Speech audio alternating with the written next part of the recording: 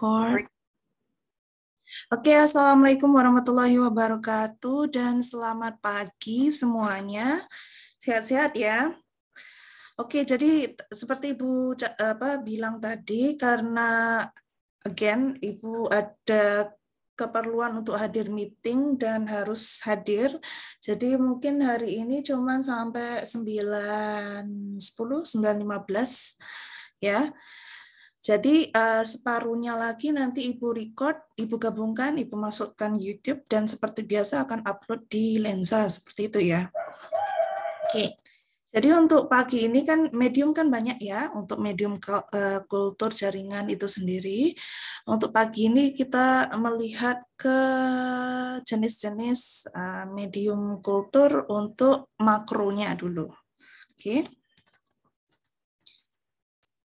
Jadi sebelum kita mulai, marilah bersama-sama berdoa. Bismillahirrahmanirrahim. Raditu billahi robba wa bil islami dina wa bi Muhammadin nabiyya wa rasulah. Rabbi zidni ilman warzuqni fahman. Amin. Oke, kita masuk. Jadi untuk yang namanya medium kultur jaringan itu sebenarnya kurang lebih sama dengan medium tanaman itu sendiri ya. Cuman skill-nya ataupun jumlahnya adalah dalam kadar yang kecil, tidak sebanyak pada ketika kita menggunakannya di tanaman ya, karena di tanaman itu sendiri memang ada soil ya, jadi menggunakan soil mediumnya lebih besar, tempat menampung akar dan sebagainya itu kan lebih besar seperti itu. Jadi pastinya untuk nutrien-nutriennya itu juga berkemungkinan lebih banyak daripada kultur medium pada kultur jaringan. Kultur jaringan itu sendiri karena memang ukurannya kan masih kecil, jadi memang hanya memerlukan asupan yang sedikit ya. Tapi harus lengkap seperti itu, karena kalau tidak lengkap, dia tidak seperti tanaman biasa. Kalau misalnya tanaman biasa, misalnya kurang lengkap, dia masih bisa tumbuh ya, karena memang memiliki daya pertumbuhannya sudah ada, cuma tinggal masalah nutriennya itu perlu dilengkapi atau tidak. Tapi kalau untuk media kultur jaringan, kalau tidak cukup bahan-bahan unsur-unsur haranya, maka akan mengurangi daya pertumbuhannya ataupun akan memperlambatkan ataupun melambatkan proses pertumbuhan eksplantnya itu. Oke, jadi faktor-faktor yang sebenarnya mempengaruhi pertumbuhan dan morfogenesis tanaman dalam perbanyakan in vitro itu sebenarnya ada 3 ya.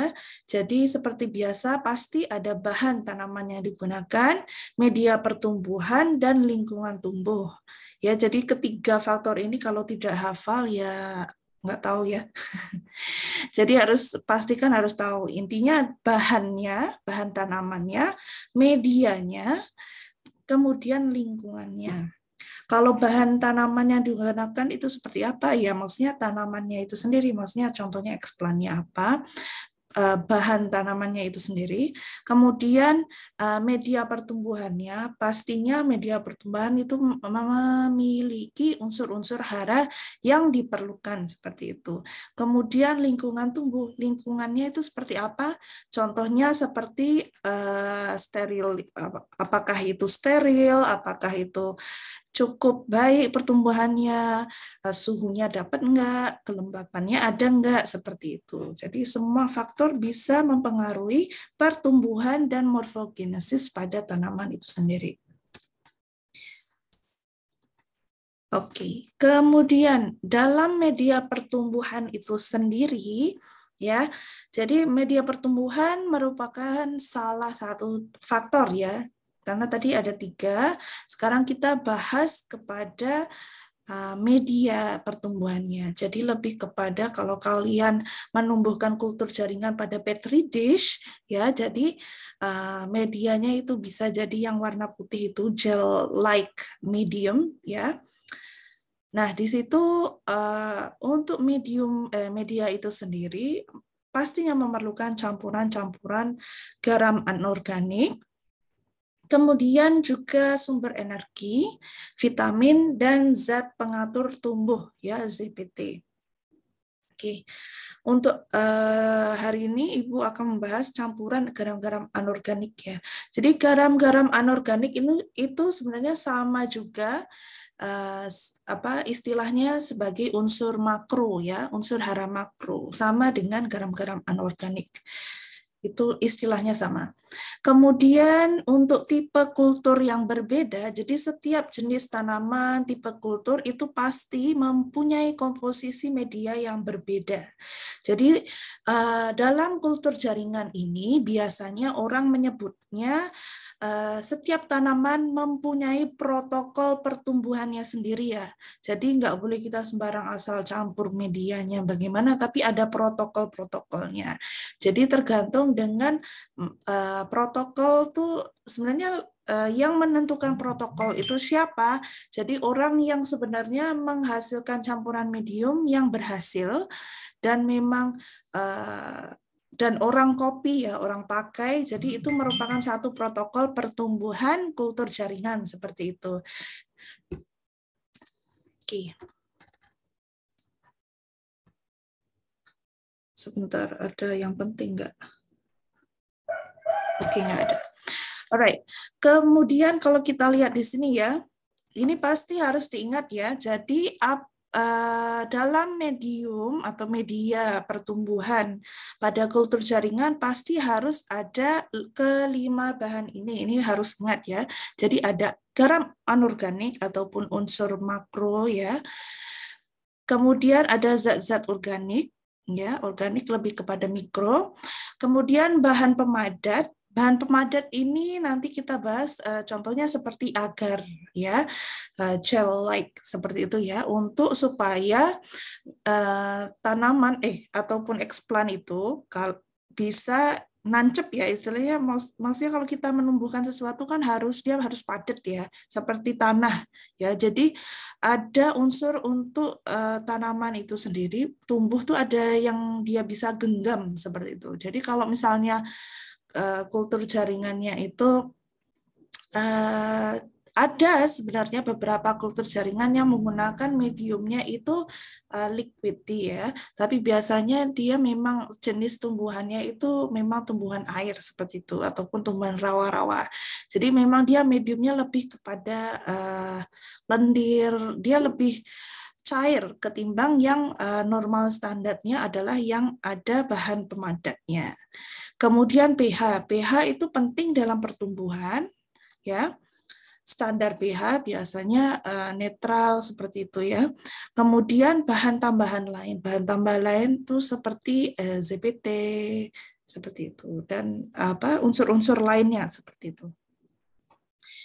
Oke, kita masuk tentang unsur makro mikro. Jadi kebutuhan garam-garam mineral di dalam jaringan itu kurang lebih sama dengan tanaman utuh.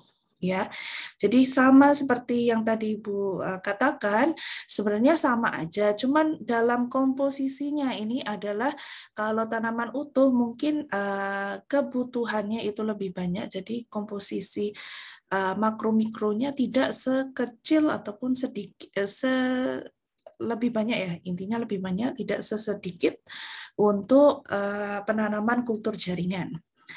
Kemudian di sini garam-garam mineral ya merupakan gabungan unsur-unsur esensial makro dan mikro. Ya.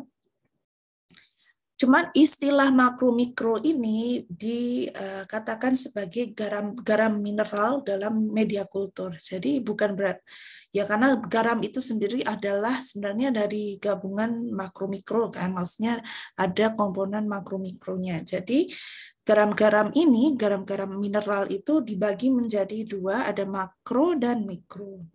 Hara, mungkin kalian sudah mempelajari maksud hara itu apa. Jadi hara itu lebih kepada nama ataupun istilah pengganti garam-garam mineral. Jadi sama aja. Ya, kalau di sini contohnya makro ada apa aja? Ya, makro tuh ada kalsium, hidrogen, oxide ya, nitrogen, sulfur, phosphorus ya, kalium, kalsium, kalium itu sebenarnya potasium juga sih bisa masuk. Terus manganese ya. Terus untuk mikronya itu sendiri chloride, boron ya. Terus zinc, copper, ferrum, copper dan lain-lainnya. Ya, kemudian konsentrasi optimum ya pada tiap-tiap komponen untuk mencapai kecepatan pertumbuhannya yang maksimal itu bervariasi. Jadi kembali lagi setiap pertumbuhan itu ada protokol-protokolnya sendiri. Jadi biasanya mengikuti protokol utama ataupun berdasarkan jurnal keberhasilan orang-orang yang menggunakan protokol tersebut seperti itu. Oke, kita masuk unsur makro. Jadi unsur makro itu sendiri biasanya dibutuhkan dalam jumlah yang cukup besar. Jadi dia adalah lebih banyak daripada yang mikro. Ya, dia bukan karena dia harus lebih banyak, tapi sebenarnya unsur makro ini karena namanya juga makro ya. Jadi persenyawaannya itu sebenarnya besar. Ya, jadi karena persenyawaannya itu sendiri besar, jadi komposisinya pastilah lebih besar daripada mikro. Ya, kemudian secara umum unsur makro ini juga dibutuhkan untuk pertumbuhan sel dan jaringan tanaman. Ya, jadi kalau untuk unsur fungsi utama unsur makro itu adalah untuk menumbuhkan sel, pertumbuhan sel itu sendiri dan jaringan tanamannya itu dalam proses pertumbuhannya. Kemudian contoh di sini beberapa persenyawaan makronutrien yang umum digunakan pada medium kultur jaringan, antara lain ada beberapa contoh yang di sini ya. Jadi sebenarnya nggak harus diingat ya, ini tidak perlu diingat, tapi cukup tahu seperti itu. Kita lihat di sini contohnya kan. Contohnya depannya K ya. Nitrogen, magnesium, kalium, potasium, kalsium, lagi ada sodium, kalsium ya. Pokoknya kalau depannya itu ada Na, NH, K, Ka, K itu berarti masuk dalam unsur makro.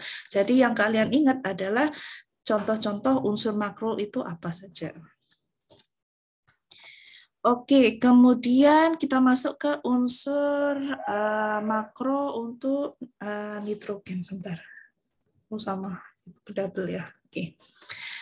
Jadi unsur makro yang utama biasanya kebanyakan adalah nitrogen. Pasti di dalam unsur makro itu ada kandungan nitrogennya. Ya. Jadi fungsi nitrogennya itu untuk apa? Jadi lebih kepada menyusun asam-asam nukleat protein sebagai koenzim ya.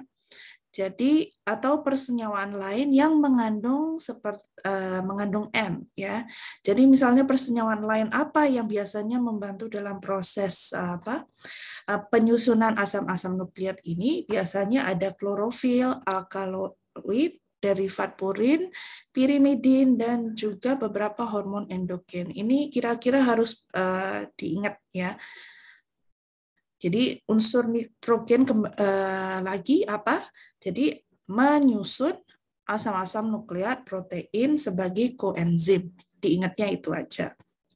Kemudian sumber nitrogen pada medium kultur adalah ion amonium dan nitrat. Ini adalah contoh yang biasa dipakai sebagai sumber utama dalam medium kultur ya. Jadi ion amonium, NH4 dan nitrat NO3. Oke, kita kembali ke tadi contoh di sini ya. Oke, kalian lihat di sini ya NO3 ya. Juga ada biasanya NO3 sulfate ya, ada SO4, ada campuran hidrogen, hydrogen, water ya, phosphorus, phosphate ya. Kemudian kira-kira begitu ya, biasanya ada NO3 dan sebagainya itu. Ya, jadi diingat ada NH4, ada NO3. Ini adalah sumber nutrien dalam mediokultur yang umum. Jadi diingat ada dua, ion amonium dan nitrat. Oke, kemudian jumlah ion amonium digunakan biasanya berkisar antara 2 sampai 8 mm ya. Kemudian untuk nitrat itu berkisar antara 25 sampai 40 mm.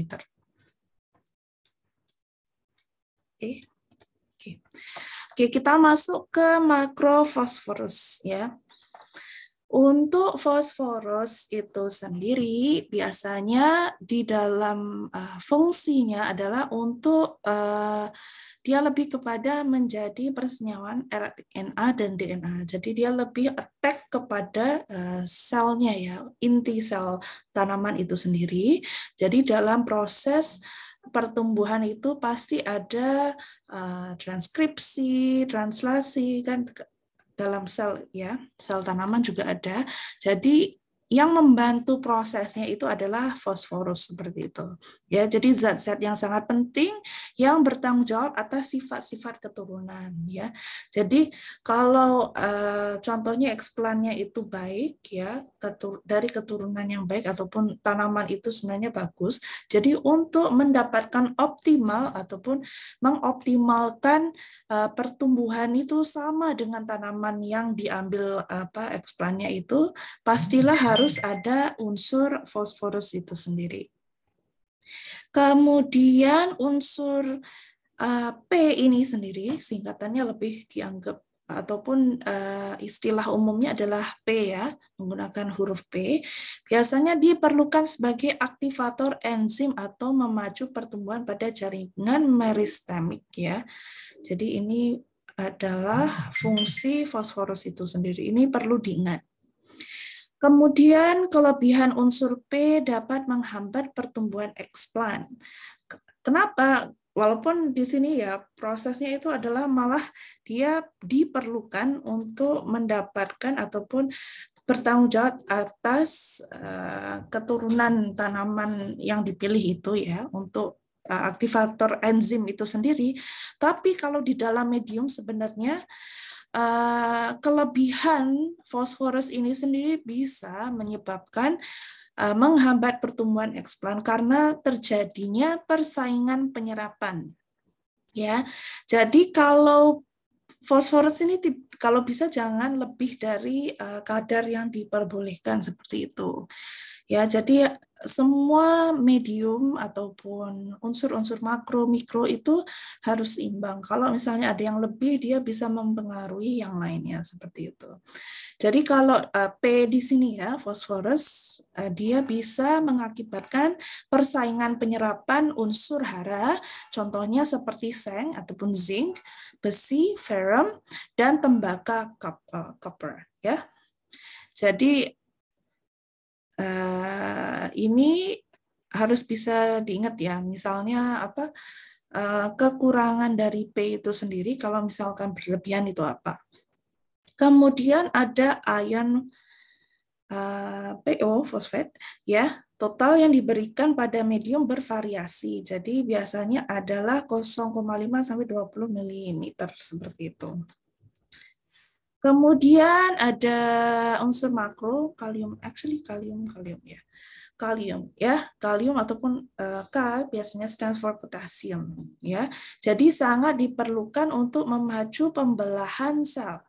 Oke, tadi kalau nitrogen, fosforus, sulfur ya, dia lebih nitrogen dengan fosforus itu lebih kepada pertumbuhannya ya. Nah, kalau potasium itu sendiri atau kalium dia biasanya lebih kepada pembelahan sel ya. Jadi bagaimana kalau sel itu berkembang tapi dia juga perlu membelah supaya dia selnya itu bisa lebih banyak berkembang lagi. Jadi walaupun hanya berkembang dia menambah tapi kalau tidak ada pembelahan sel maka kurang cukup dalam pertumbuhannya. Seperti itu. Jadi fungsinya ini juga sebagai sintesa karbohidrat dan protein, pembuatan klorofil serta untuk mereduksi nitrat ya. Kandungan nitrat juga tidak boleh berlebihan seperti itu. Di sini ada ion, ya. Kalau ionnya itu biasanya diberikan pada medium bervariasi antara 1,837 sampai 25,18 mm seperti itu. Jadi tidak akan lebih dari itu. Tergantung dengan komposisi lainnya ataupun protokol yang diberikan seperti itu. Kemudian manfaat potasium ini sendiri sebenarnya kalau pada tanaman itu dia bukan hanya selain sebagai aktivator enzim, biasanya sekitar 80 jenis enzim yang aktivasinya memerlukan unsur K seperti itu ya. Jadi memang karena di sini ya, contoh kan di sini unsur makrokalium ini sendiri berfungsi sebagai sintesa karbohidrat dan protein ya. Jadi sintesisnya ini ataupun sintesis protein kalau dalam proses translasi ya, dalam proses translasi itu pasti memerlukan adanya enzim ya, polymerase enzim itu. Jadi pastinya dia sebagai aktivator enzim ya. Jadi kalau adanya sintesa ataupun memproduksi protein pasti harus bisa menjadi aktivator enzim tersebut. Kemudian juga membantu penyerapan air dan unsur hara dari tanah oleh tanaman ya. Makanya itu dalam penyerapan seperti tadi ada fosforus, ada zinc dan sebagainya, pasti memerlukan kalium untuk membantu penyerapannya. Kemudian membantu transportasi hasil asimilasi dari daun ke jaringan tanaman ya. Ini kalau semakin membesar dia berfungsi ataupun mempunyai peran seperti itu. Kemudian kita masuk unsur makro sulfur ya. Unsur sulfur digunakan untuk memacu perkembangan akar, juga berguna untuk ketahanan atau proteksi tumbuhan seperti itu ya. Jadi selain kalau yang tadi kita imbas kembali, kita ingat kembali kalau nitrogen, fosforus lebih kepada pertumbuhan ya, perkembangan sel. Kemudian kalium ataupun potasium lebih kepada pembelahan sel, kemudian untuk sulfur itu lebih kepada perkembangan akar, juga untuk ketahanan dan proteksi tubuh tanaman, lebih kepada istilahnya lebih kepada menghasilkan seperti antibodi, contohnya seperti itu. Tapi kalau tanaman lebih kepada proteksi ya, jadi perlindungan tanaman itu sendiri. Ya, jadi pemberian belerang ataupun sulfur. Ya, sulfur itu istilahnya juga belerang, berkisar antara 0,75 sampai 3 mm.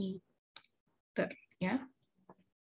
Jadi belerang ini biasanya diserap dalam bentuk sulfat ya, antara lain dijadikan enorin, biotin, persenyawaan asam amino yang ada belerangnya, contohnya sistin, metionin ya. Kalau sulfur itu yang diingat kira-kira dia ada kaitannya dengan sistin, metionin, enorin, biotin seperti itu. Mungkin bukan di bagian kelas yang ini, ataupun maksudnya materi yang ini kalian akan mempelajari enorin itu apa, biotin itu apa, sistin dan metionin ya. Jadi ini cukup diingat aja seperti itu. Kemudian belerang sebenarnya itu kalau di tanaman ya, kalau misalnya makin membesar, dia sebenarnya merupakan komponen dari beberapa vitamin yang penting untuk membantu memberi rasa pada tanaman ya. Jadi dia bagian dari vitamin ya lebih kepada vitamin ataupun karena kenapa dia disebut vitamin? Karena kan berguna untuk ketahanan dan proteksi tubuh tanaman, tubuh tumbuhan ya. Sama dengan kalau kita makan vitamin itu kan untuk proteksi tubuh ya. Jadi meningkatkan daya antibodi tubuh. Ya, jadi dia masuk dalam kategori vitamin juga. Walaupun unsurnya adalah makro seperti itu. Ya, jadi dia juga bisa membantu dalam memberi rasa pada tanaman. Contohnya mustard. Mustard itu kan dari biji biji apa ya, lupa Ibu. Pokoknya dia dari biji-bijian gitu. Biji biasanya dihancurkan ya, dia akan mengeluarkan seperti kandungan mustard seperti itu. Dihancurkan, di blend seperti itu. Nanti dia menghasilkan mustard. Kemudian bawang merah dan bawang putih ya. Kemudian ada belerang yang dicampurkan dalam pupuk dapat membantu produksi minyak pada biji atau buah ya. Karena contoh di sini kan dia memberikan rasa pada tanaman mustard ya, bawang-bawangan seperti itu, maka dia memang aim-nya dia lebih kepada bijinya, dia lebih kepada akarnya ya. Jadi kenapa dia memacu perkembangan akar? Kalau kita lihat contohnya aja kan dia penting dalam pertumbuhan seperti bawang-bawangan. Bawang-bawangan kan dia di kalau tanaman tuh di dalam akarnya ya, di bagian akar. Jadi fungsinya adalah lebih kepada itu. Jadi kalau misalnya bawang merah, bawang putih harus cukup kandungan belerangnya ataupun sulfurnya. Kemudian selain itu ada juga kalsium ya. Kalsium biasanya diperlukan untuk pembentukan dinding primitif, mempengaruhi hidratasi, kemudian permeabilitas dan penyerapan nutrien ya, mempengaruhi tingginya pH dan menetralisir racun. Ini agak banyak sedikit, tapi intinya lebih kepada dinding primitif, mempengaruhi hidratasi, permeabilitas ya, permeabilitas itu lebih kepada penyerapan nutrien dan juga air ya. Jadi dia lebih kepada dinding selnya. Jadi dinding selnya itu apakah bisa dia menyerap nutrien seperti itu. Kemudian mempengaruhi tingginya pH dan menetralisir racun. Jadi dia akan mengontrol, lebih kepada mengontrol kadar tinggi pH dan juga menetralisir apakah ada racun-racun seperti itu. Karena dia berfungsi sebagai dinding ya, pembentukan dinding primitif. Jadi apapun yang masuk dan keluar dia akan mengontrol, dia akan membantu dalam proses keluar masuk nutrien. Begitu juga dengan racun, pastinya dia akan membantu pertumbuhan supaya tidak mengambil ataupun tidak menyerap racun ya. Jadi lebih prosesnya akan lebih untuk netralisasi. Kemudian pemberian ion kalsium ini biasanya berkisar sekitar 1-3 mm per liter. Ini sebenarnya semua per liter, cuman Ibu lupa masukkan yang di depan ya. Jadi biasanya kan kalau medium itu kan akan ditimbang ya, misalnya dalam bentuk bubuk seperti itu. Jadi bubuk biasanya ditimbang, kalau misalnya 1-3 mm itu kira-kira berapa coba? 0,003. Ya betul nggak? Milimeter kan per liter ya. Jadi nanti biasanya segitu banyak itu akan dimasukkan untuk 1 liter medium seperti itu. Jadi hanya sedikit sekali. Makanya kalau dalam kultur jaringan penimbangnya itu haruslah spesifik ataupun penimbangnya tuh yang nolnya banyak, karena kadang memang kadar yang digunakan hanya sangat-sangat sedikit seperti itu. Ya, magnesium diperlukan sebagai elemen utama dalam pembentukan klorofil dan juga berperan. Ini magnesium kemasukan ke sini ya. Jadi tadi ada kalsium, ini kita masukkan sedikit magnesium ya. Jadi magnesium diperlukan sebagai elemen utama dalam pembentukan klorofil dan berperan penting sebagai aktivator enzim. Nah, supaya kalian nanti tidak lupa apa aja fungsi-fungsinya, mungkin bisa untuk self-study ya, kalian buat tabel, misalnya ini fungsinya apa, misalnya kalsium fungsinya apa, magnesium fungsinya apa, itu semua untuk kita sendiri untuk mengingat fungsi-fungsi unsur-unsur makro dalam pertumbuhan kultur jaringan. Oke, karena sudah setengah jam, ya, jadi oke. Untuk unsur mikro dan contoh yang nanti Ibu akan berikan contoh-contoh unsur penggunaan unsur-unsurnya ya. Beberapa protokolnya itu seperti apa akan Ibu masukkan sedikit. Jadi mohon maaf untuk hari ini kita lessonnya separuh dulu. Nanti Ibu akan update di lensa untuk yang separuhnya lagi. Oke, mungkin ada yang mau bertanya untuk masalah unsur-unsur makro. Apakah sudah jelas? Ibu izin bertanya. Ya. Maaf Bu, sebelumnya saya itu masih kurang paham apa itu nitrat. Nah, mengapa harus direduksi dan apa yang terjadi apabila nitrat itu tidak direduksi? Terima kasih Bu. Direduksi. Gimana Fitria? Saya ingin tanya, nitrat itu apa? Nah, Mengapa harus direduksi? Kalau nitrat itu tidak direduksi, apa efeknya pada tumbuhan? Oke, kalau nitrat tidak direduksi. Oke, Ibu share kembali.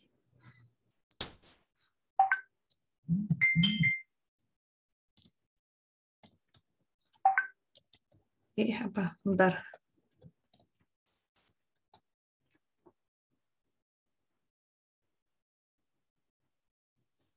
Oke, jadi sebenarnya untuk nitrat ya, jadi dia lebih kepada asimilasi nitrogen ya. Jadi pembentukan senyawa nitrogen organik ataupun asam amino di dalam tanaman itu sendiri biasanya itu kan memerlukan senyawa nitrogen anorganik yang diperlukan seperti itu. Sebenarnya kalau Ibu ini kalau masalah tanaman masih kurang ya, maksudnya untuk masalah jaringan tumbuhan itu lebih Bu Afif yang lebih tahu, tapi Ibu coba jelaskan sedikit ya. Jadi contohnya itu seperti let's say begini ya, contoh tumbuhan, jamur, bakteri seperti itu ya. Misalnya dia tidak dapat mengikat gas nitrogen seperti itu ya. Jadi biasanya dia bergantung pada kemampuan untuk mengasimilasi ataupun ya tadi reduksi nitrat ya ataupun amonia ya untuk memenuhi kebutuhan nutrisinya. Jadi biasanya itu kalau misalnya penyerapan nitrogen di dalam tanah, contohnya dalam bentuk nitrat itu, ya, jadi biasanya itu merupakan bahan nitrogennya itu lebih sebenarnya diserap, tapi karena dia kandungannya besar ataupun dia dalam bentuk senyawa besar dan sebenarnya gimana jelasinnya? Bentar.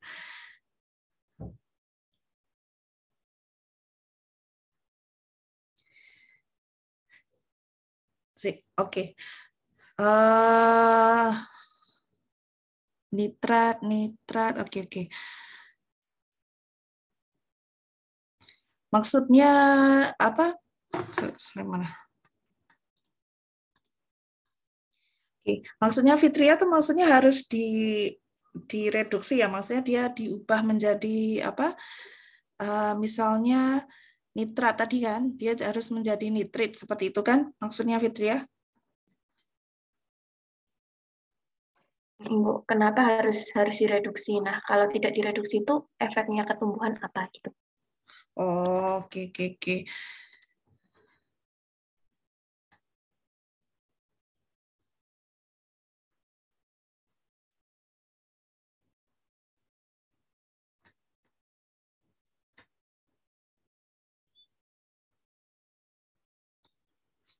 Oke.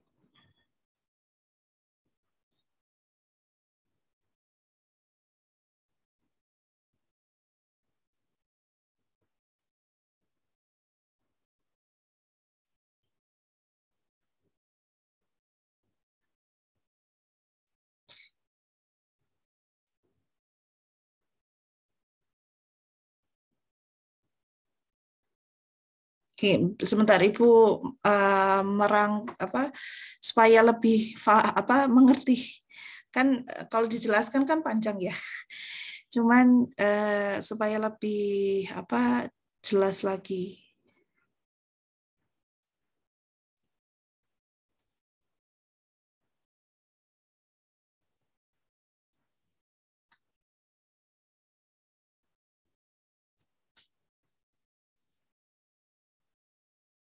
Oke.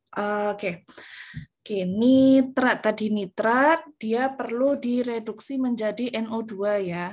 Jadi intinya sebenarnya kan karena persenyawaan nitrat itu kan dia persenyawaannya besar, komponennya besar.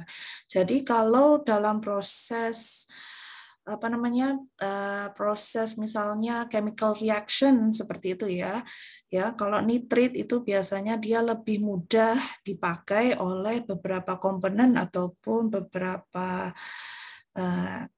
proses ya. Contohnya kalau dalam Krebs cycle seperti itu kan kadang ada dan beberapa proses metabolisme dalam tanaman itu sendiri biasanya ada NADH, ada NADPH seperti itu ya. Jadi kalau misalnya dia menjadi nitrit, dia dalam cytosol ataupun dalam komponen sel itu sendiri biasanya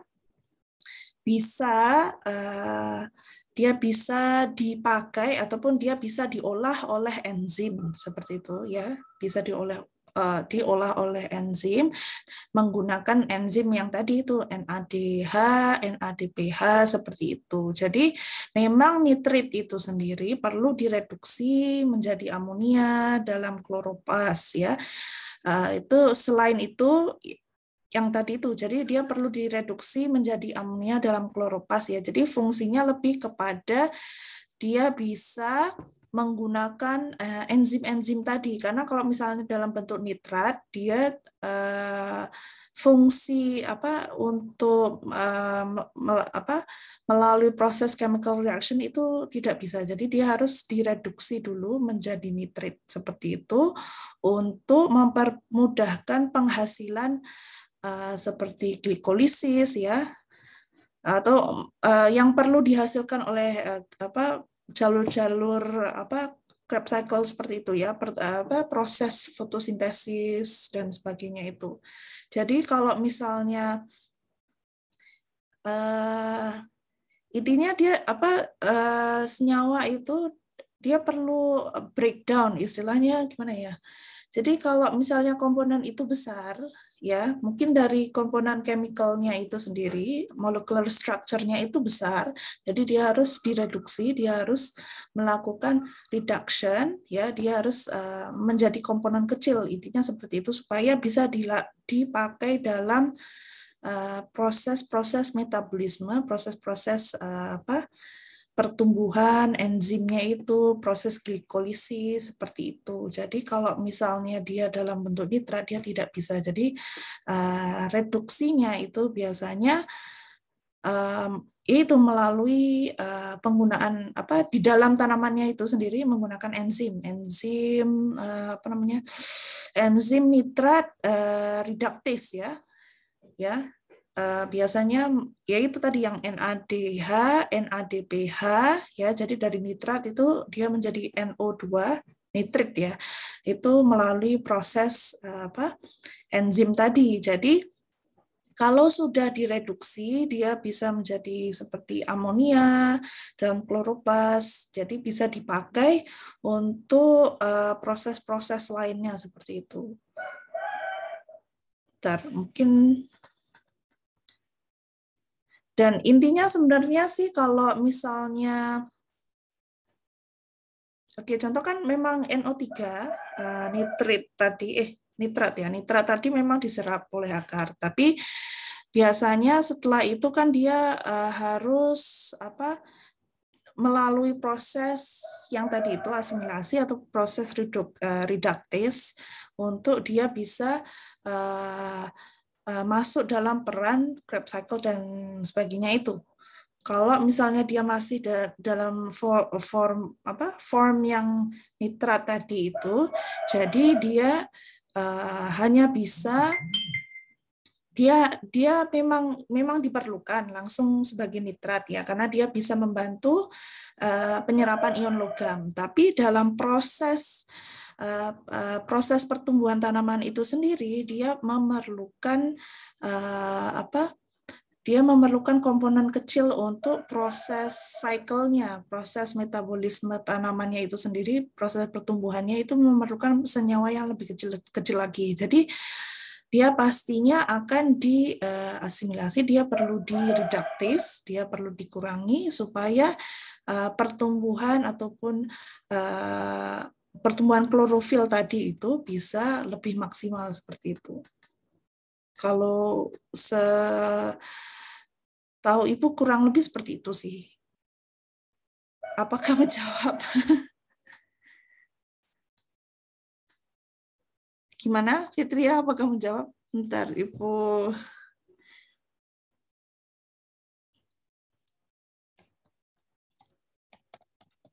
Mengerti nggak?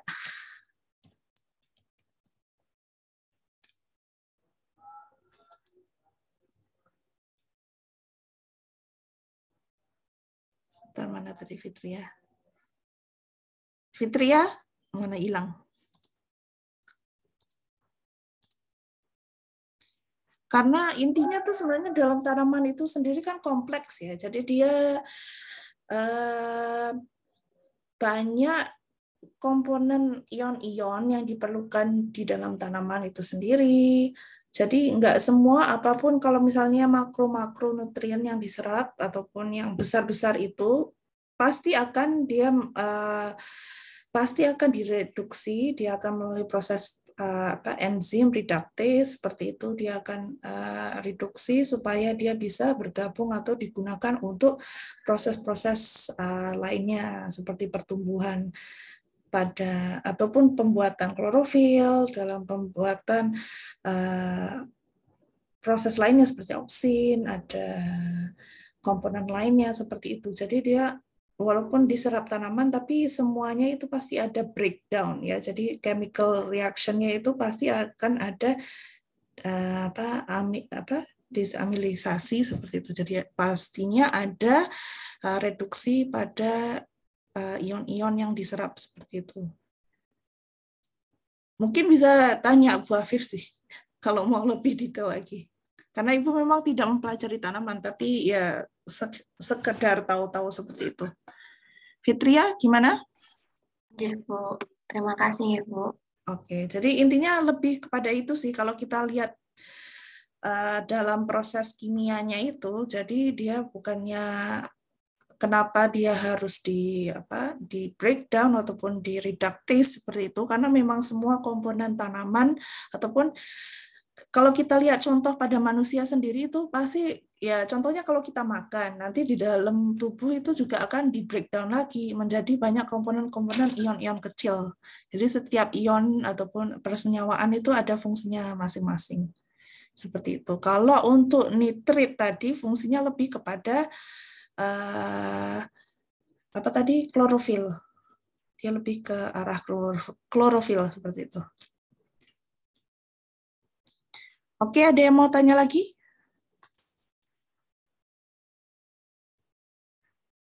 Belum, Ibu. Oke, belum ya. Oke, I need to go first. Oke. Karena tadi Fitria tadi tanya sebelum ini memang pernah dijelaskan Bu Afif belum? Kalau seingat saya belum sih, Bu. Belum. Nggak, kamu mendapatkan ide nitrat ke nitrit, kenapa harus begitu dari mana? Baca-baca. Oke. Oke, nanti supaya semua lebih jelas lagi nanti Ibu gambarkan, Ibu lukiskan ya lebih supaya lebih mudah dimengerti, ya. Mungkin izin masuk sebentar, Bu. Ya. Kalau dulu itu kayaknya pernah belajar tentang siklus nitrogen, itu kan ada terkait itu kan ya, Bu, yang nitrat, nitrit, Ya, amonia. Gitu kan. ya memang itu dari dulu tuh emang membingungkan sebenarnya. Ya dia memang ada dari nitrat, nitrit, amonia gitu kan. Jadi setiap reduktis ini si.